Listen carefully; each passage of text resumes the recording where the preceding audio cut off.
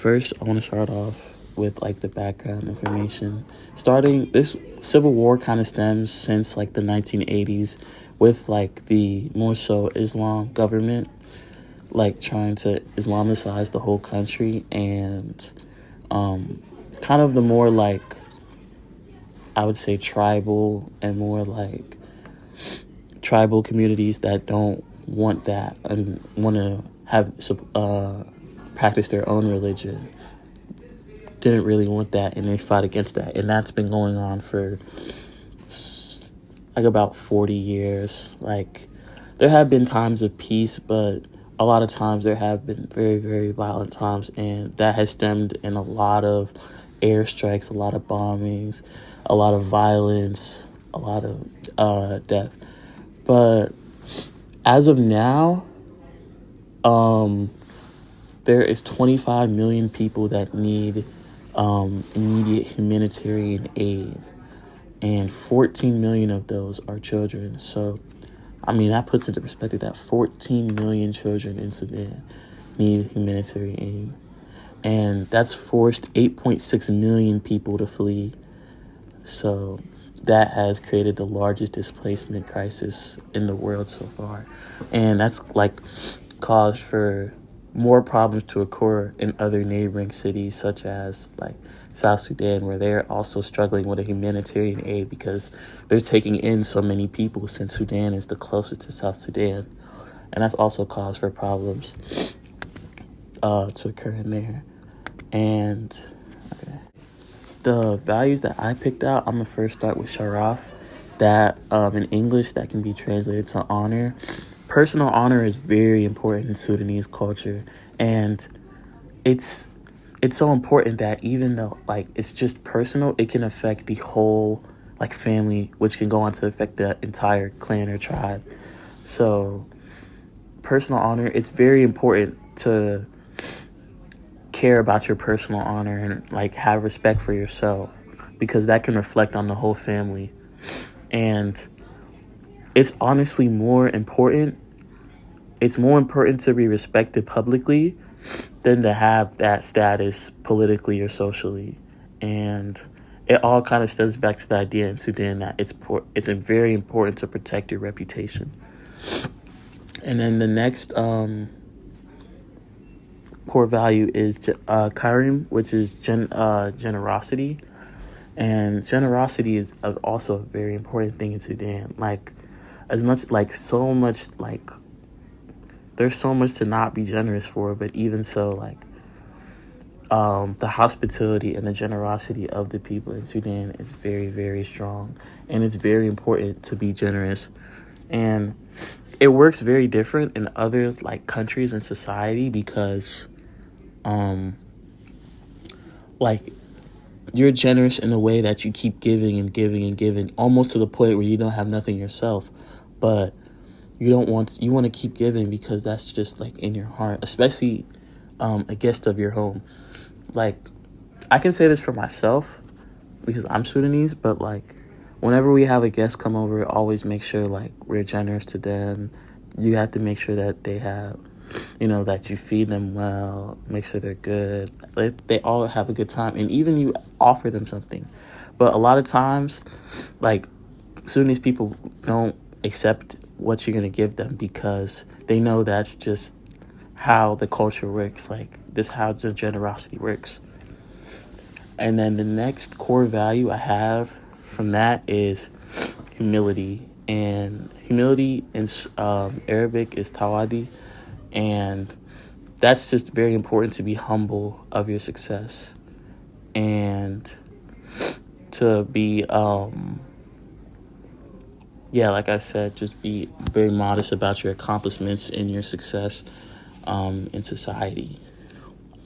And then the last core value I have is stoicism and fatalism. And stoicism is just that idea of being very resilient and persevering, and not really showing your pain, not showing your suffering, like kind of that idea of suffering in silence, like being strong by yourself. And fatalism is idea that all events are predetermined by something, and in this case, in Sudan, it's mostly all events are predetermined by Allah, which is God, and that Allah makes them go through suffering for a reason, to test their faith in a way. The way that the core values of Sudan relate with all of the articles is that main value of stoicism and fatalism, again, just like being strong, being resilient, is shown in all these articles where it's talking about people how like the humanitarian crisis that they're going to, like literally having to eat peanut shells and grass just to survive, not having food or water for days on days, hospitals being like crushed and shuttered. It's also like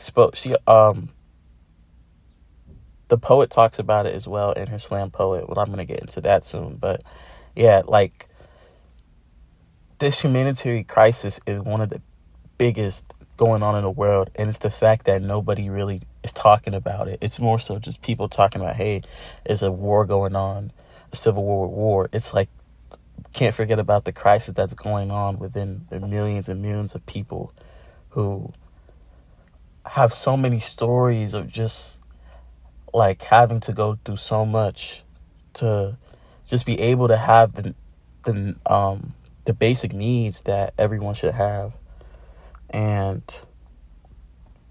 relating that with fatalism, I think the people in Sudan feel like this is like judgment by Allah. Like this is Allah seeing how they're gonna persevere through this, and almost like putting them through a test, through like a journey. But like the Muslim people in Sudan are still asking Allah for like forgiveness, or just to ask. But a lot have also lost their faith and are now like actually starting to seek out help outside of Sudan. And I think the main problem with Sudan is that a lot of people don't want outside help. Like personally, I've talked to a lot of like relatives and other people. They say like the problem is within the country, that like they don't need outside help, but at the same time, like it's so much going on that's almost like what they're gonna need at some point. And with that, with the literature relating it to all the news articles that are going out, she's saying what's happening in the poem. Like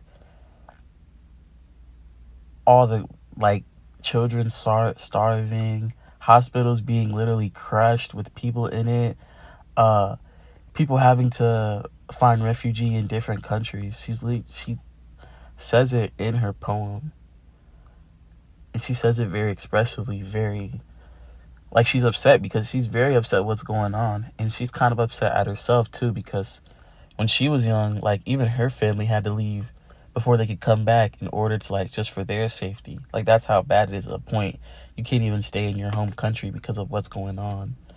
And like